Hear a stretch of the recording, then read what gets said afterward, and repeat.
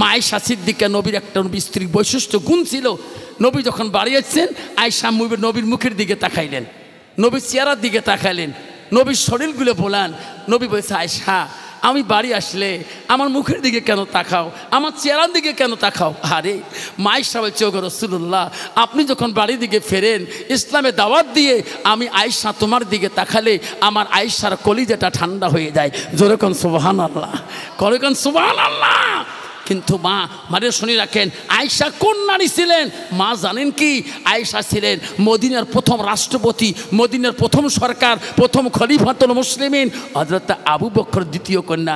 আবু বকর দুইটা মেয়ে ছিলেন, প্রথম মেয়ের নাম হযরত আসমা আর দ্বিতীয় নাম হযরত আয়েশা। হযরত আয়েশা ছিলেন কোরআনের হাফেজা।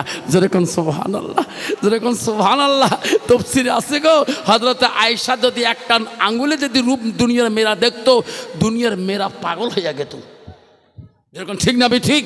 আর বর্তমানে একদল নারী আছে নিজের রূপকে নিয়ে স্বামীর সাথে অহংকার করে। যেরকম ঠিক না ঠিক? স্বামী যদি কালো বর্ণ হয় আর বউ যদি সাদা বর্ণ হয়ে যায়, দেখবেন ওই বউ কথাই কথা তার স্বামীকে বলবে কালা কালটু, কালা মাসান, কালা ডোম। যেরকম ঠিক না ঠিক? বাবা নারী কয় প্রকার জানেন বাবা? নারী হল 4 প্রকার, হস্তানি, কদমনি, সাংখিনী, লোহাজনী। নবী কি বলছিলেন? নারীকে বিয়ে করতে হলে নারীর গুণ দেখে বিয়ে করবা। নবী বলেন 1 নম্বর গুণ দেখো, মেয়েটার যতই কোয়ালিফিকেশন হোক না কেন, 1 নম্বর গুণ দেখো মেয়েটার ভিতরে এলেম আছে কিনা। নবী 2 নম্বর বললেন, মেয়েটাকে বিবাহ করতে পারো, বাধা নাই, যতই ডিগ্রি হোক না কেন। 2 নম্বর দেখো ওই মেয়েটার বংশের মধ্যে মুত্তাকিন পরহেজগার আল্লাহওয়ালা লোক আছে কিনা। মুসলমান তো ওটা দেখে না, মুসলমান দেখে নগদ কত আর বাকি কত। যেরকম ঠিক না ঠিক? নগদ কত আর বাকি কত। বাবা যে মেয়ের বাবা সত্যি 1 লাখ 3 লাখ টাকা ডিমান্ড দিবে, কিন্তু ওই মেয়ে তার মেয়ে শ্বশুরের কথা শুনবে, স্বামীর কথা শুনবে, শাশুড়ির কথা শুনবে, ওই নিজে অলিনাল একেবারে বাবা লিপস্টিক ফিবিস্টিক লাগাইয়া আরে ঘরের কাছে রাস্তা দিয়ে বেড়ায়। হাই আল্লাহ, চেনা যায় না এটা মুসলমানের মেয়ে। শোনার জানারা মা বোনেরা শুনে রাখো, বিশ্ব নবী রাসূলুল্লাহ বাড়িতে আসিয়া দেখে সব বিবিরা কাজে ব্যস্ত আছে। বন্ধুগণ, হযরতে মা আয়েশা সিদ্দিকা থাকাকালীন আয়েশা 8 জন স্ত্রীর সাথে সতীন ভাই সংসার করেছিলেন। আয়েশার সাথে কোনোদিন কোনো জাওজাওয়ালি কেসাল হয় নাই। উমরা এত নবীদের বিবিদের মধ্যে মিল ছিল। কন্ত বাবা বর্তমান যুগে যার বাড়ি 2 বউ আছে, কন্ত মিল আছে নবী আচ্ছা তোমরা কন রহিমুদ্দি কি সুগড়ে ভাইকে একজন মাথা দেবে, একজন ঠ্যাং দেবে, 2টে ভাবি মর। রহিমুদ্দি পুষ্করি দেহি বাড়ি যাবার সাহস না হয়, মাথা টেপা তো দূরের কথা, বাড়ির দরজা যাবার সাহস পায় না। বড় বউ বেহি ধরিয়াছে, ছোট বউ দাও ধরিয়াছে। জোরে কান ঠিক না বেটি? মা বলে না, নবীজি স্ত্রী হযরতে মা আয়েশাকে নবীজি বাড়ি যেয়ে দেখেন সব বিবিরা কাজের মধ্যে ব্যস্ত ব্যস্ত হয়ে আছে। নবী দাঁড়িয়ে আছে রে, একজন বিবি কোনো কাজ করে না, কোনো কাঁথের মাথার ধারে না। নবী আস্তে করে ডাক মারলেন, আয়েশা আয়েশা তুমি আমার কাছে আসো। ওগো আয়েশা, সব বিবিরা কামে কামে ব্যস্ত, আমি কাউকে ডাকাইতে সাহস পাই না। আয়েশা রে, তুমি কেন কাজ করো নাই? তুমি একাই কেন বসে বসে আছো? এই সংসারের দায়ী দায়িত্বটা সকারে আছে রে আয়েশা, তুমি কেন কাজ করছো না? হযরতে মা আয়েশা বলছে, নবী গো আমি তোমার অপেক্ষায় আছি। কেন? ওগো নবী, আজকে কাজগুলো তোমার কাছে খুঁজি খুঁজি নিয়ে করব। কি কাজ করবা? ওগো নবী কি কাজ? আয়েশা তুমি কি কাজ দিবা আমার কাছে? ওগো নবী, আজকে আমি তোমার কাছে একটা কাজ খুঁজি চাই। কি কাজ? ওগো নবী, আমার হাত 2টা দিয়া আমি তোমাকে গোসল করি দেওয়া কাজটা চাই। জোরে কোন সুবহানাল্লাহ। নবী বলছে, আয়েশা রে, আয়েশা তুমি আমাকে গোসল করে দিবা তো শান্তি হবে। ওগো নবী হবে। ওগো নবী, আপনার পারমিশন ছাড়া আমি তো গোসল দিতে পারি না। নবী গো দয়া করে আমাকে এই কাজটা দেন। নবী বলে, আয়েশা রে, আমাকে যদি গোসল দিয়ে তোকে ভালো লাগে, আমি নবী তোকে বাধা দিতে পারি না। আয়েশা তুমি আমাকে গোসল করে দিতে পারো। আয়েশা এত খুশি হয়ে গেল। আল্লাহকে বলে, আল্লাহ আমি আয়েশা এত ভাগ্যবতী নারী, আল্লাহ আজকে আমি রাসূলুল্লাহ শরীর মোবারকটা আমি নিজ হাতে গোসলের দায়িত্ব আমি পেয়েছি। যেরকম সুবহানাল্লাহ। মা বোনেরা, হযরতে মা আয়েশা 2 মস্ক পানি আনলেন, আনি জল চোখি মধ্যে নবীকে বসাইয়া দিলেন। ওগো নবী, আমার মনটা কত চাই গো, আমার হাত দুইটে দিয়ে তোমাকে গোসলের পানি দিয়ে গোসল করাবো। মা বোনেরা, আম্মা চলে রেখো বন্ত বাবা, বর্তমান যুগের জামানার নারীরা স্বামী যদি পানি তুলি ওই বাথরুমের মধ্যে গোসলখানায় যদি ডাকে, বিবি রে আয় রে বিবি আয়, রিস্কা মারি পানির কাম করি, চড়ে কাম করিয়া মাথা ধুলে অন্ধকার হয়ে গেছে, পিঠির ময়লা গুলো হাতে পাই না রে বিবি, একটু দয়া করে পিঠির ময়লা তুলে দাও। বাথরুমে তুমি আসি আর আমি আসো, কেউ নাই। কন্তবা ওই বিবি কোনোদিন খুশি মনে স্বামীর গায়ে ময়লা তুলি দিবে নাকি? যেরকম ঠিক না বিঠে দিবে গো।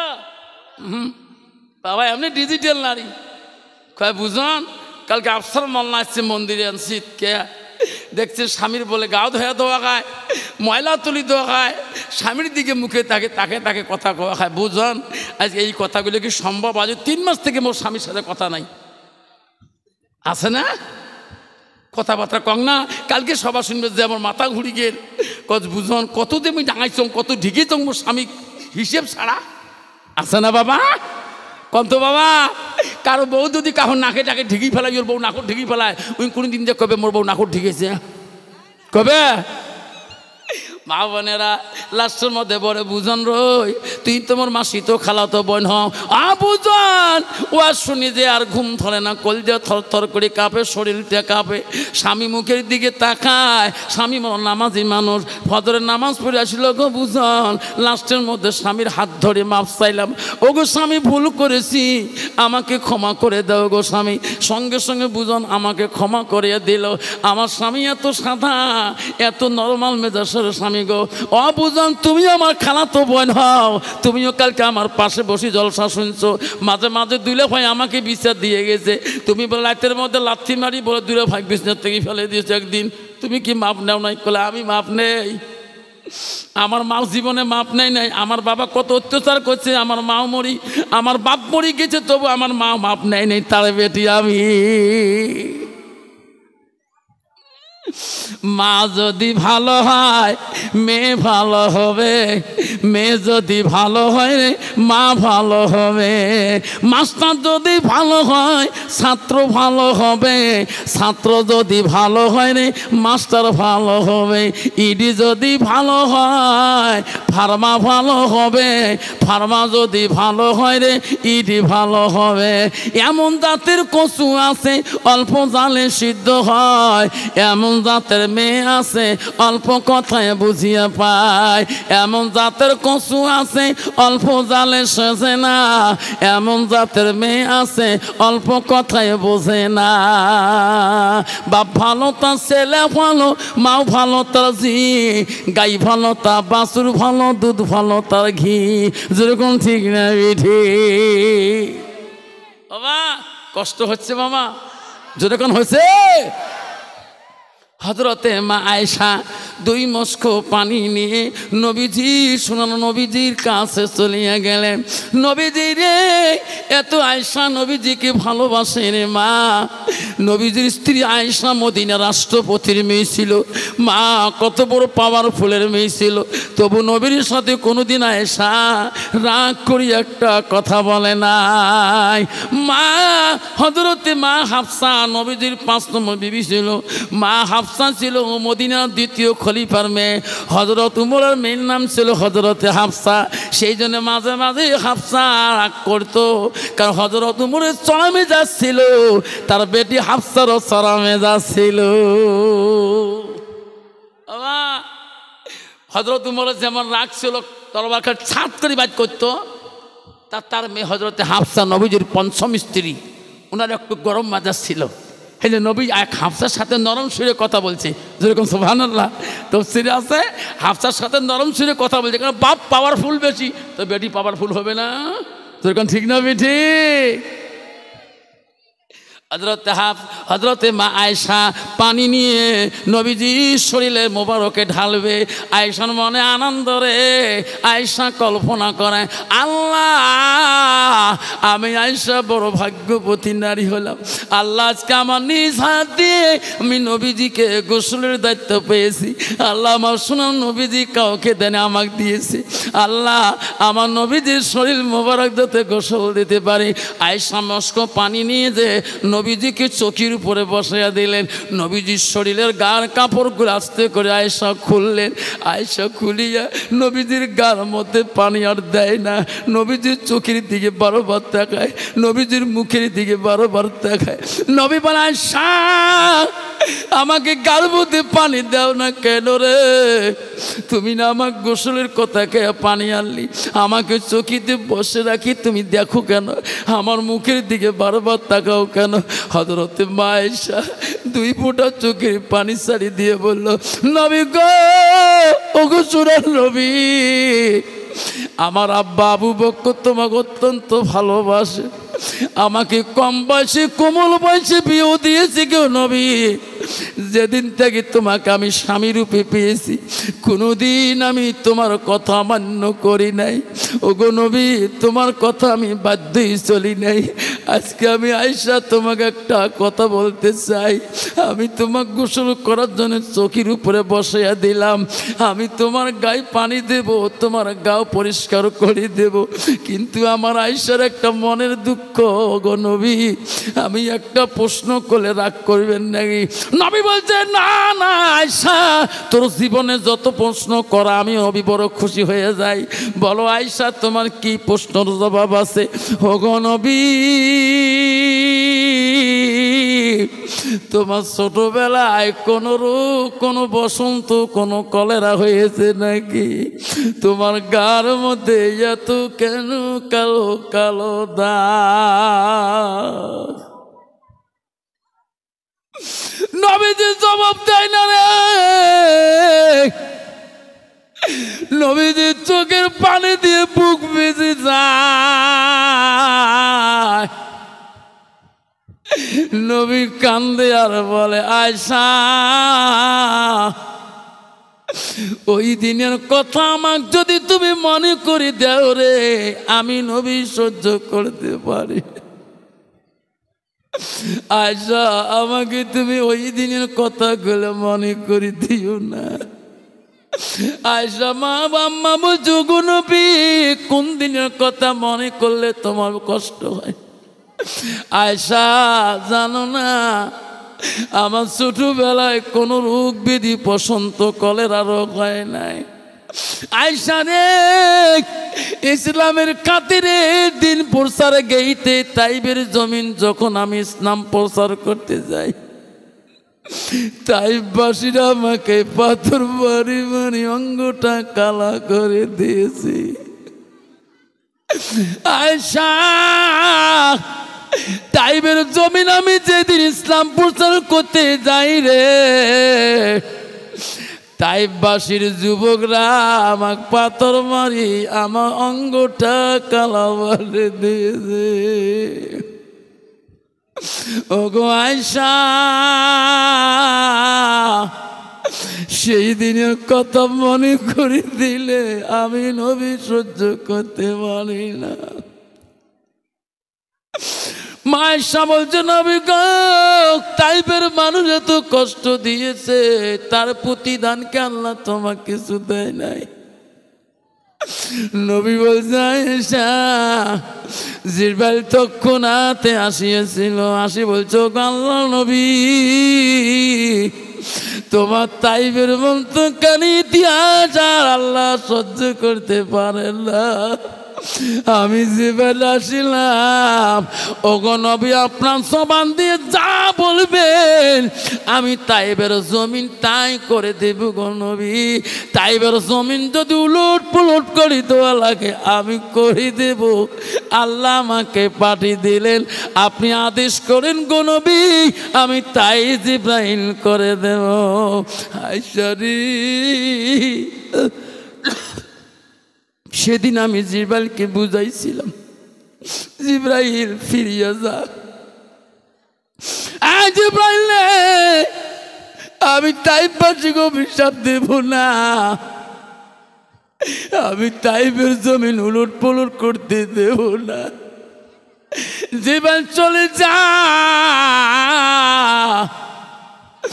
তাইফের মানুষ আমাকে না চিনতে পারে রে জিবরাইল, তাইফের যুবকরা আমাকে না চিনতে পারে। একদিন পৃথিবীর জমিনে তাদের বংশ থেকে একদিন আমার নবী করে বাড়ি নেবে রে জিবরাইল। তার জন্য আমি তাইফবাসী ধ্বংস করতে দিতে পারি না। আয়েশা রে সেই দিন জিবরাইল ফিরে গেছিল, আমি তাইফবাসী কষ্ট দিতে দেই নাই। ওরে আয়েশা এখন তো তাইফবাসীর বংশরা আমাকে নবী করি মানিয়ে নিজে নাই থাকবে। আয়েশা বলছো গো নবী,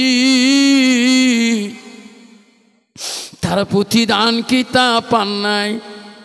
হযরতে মা আয়েশা নবীর শরীরে পানি ঢালিয়া ঢালিয়া দেয়, পরিষ্কার করে গার পানিগুলা চোখের নিচের দিকে যায়, মাটি নরম হয়ে যায় নবীজির শরীরের ভরিতে, ওই সামনে চোখের পায়া মাটিতে না ডাবিয়া যায়। আয়েশা খেয়াল করে নাই, নবীজি দেখলেন সামনে চোখের পায়া ডাবিয়ে গেল, মাটি নরম হয়ে গেছে। সোনার নবী আমার একটু পিছনে বসিয়ে গেছিলেন, সামনের পায়া ভাষণ হয়ে গেছে রে।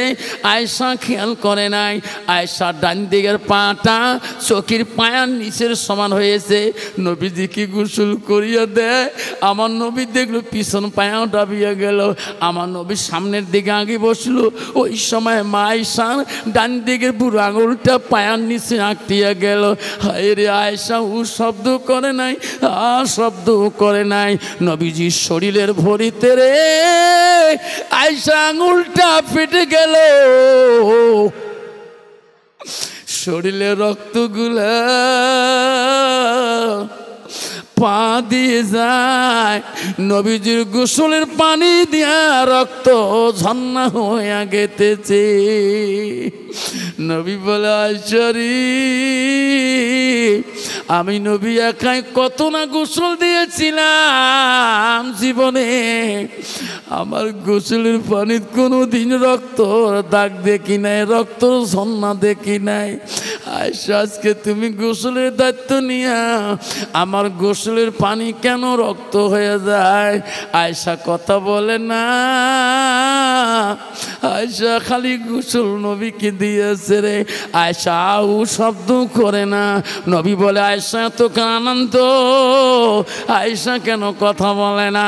নবীজির মুখমণ্ডলটা আয়েশার মুখের দিকে দেখার জন্য চেষ্টা করলেন, নবীজি মাথা তুলি দেখে রে আয়েশা চোখের পানি দিয়ে বুক ভিজে যেতেছে, তবু নবীজির গোসল বন্ধ করে নাই।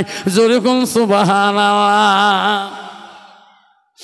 এত সুন্দর গোসল। নবী বলে আয়েশা তুমি কেন কাঁদছো রে বোন? আয়েশা তুমি না নিজে দায়িত্ব নিলা, এখন কেন তুমি কাঁদতেছো? আয়েশা বলো তোমার কি হয়েছে? তখন মা আয়েশা বলছে হুজুর আপনার জীবনে গোসলের পানিতে রক্ত কোনোদিন দেখিয়েছেন? কয় না। আজকে এটা কোন রক্ত আপনি জানেন কি? নবী কয় না জানি না। আয়েশা বলছে নবী গো তোমার চোখের পায়ার নিচে আমার বুড়ো আঙুলটা এখনো ফাঁসি আছে। ওগো নবী তোমার শরীরের ভরিতে আমার আঙ্গুলটা পিষে গেছিল, তেতলা হয়ে গেছে, আমার শরীরের রক্তগুলা এতক্ষণ তোমার গোসলের পানি দিয়ে চলে গেল। নবী বলছে আয়েশা কেন এত কেন তুই উ শব্দ করলি না, আ শব্দ করলি না? আয়েশা বলো আমার স্বামী উয়া শব্দ কেন বললো না, কষ্ট অনুতাপ কেন করলো না? হযরতে মা আয়েশা বলছো গো মা বোনেরা শোনো, আয়েশা জবান দিয়ে কি বলছো গো নবী, পায়ে রক্ত তো দূরের কথা, ও গো নবী তোমার ভালোবাসা আমার আয়েশার ভিতরে অধিক। ও গো নবী, ও গো নবী আমার দেহটা যদি তোমার চিপের মধ্যে পড়ে যায়, আমি আয়েশা জীবন দেওয়া রাজি হব। আমার জবান দিয়ে শব্দটা আপনাকে করব না। নাই থাকবে।